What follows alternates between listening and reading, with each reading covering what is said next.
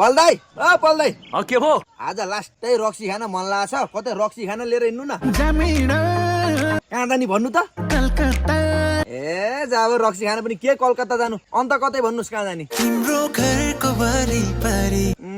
मेरो घरको वरिपरि भनेपछि त्यही रामेको भट्टीमा जाम अनि कति बोतल खानी त 1 2 3 4 5 6 7 7 बोतल मात्र हैन 10 बोतल खाइन्छ दाइ 10 बोतल अनि सिटन चाहिँ के खानी त रक्सीसँग गुलियो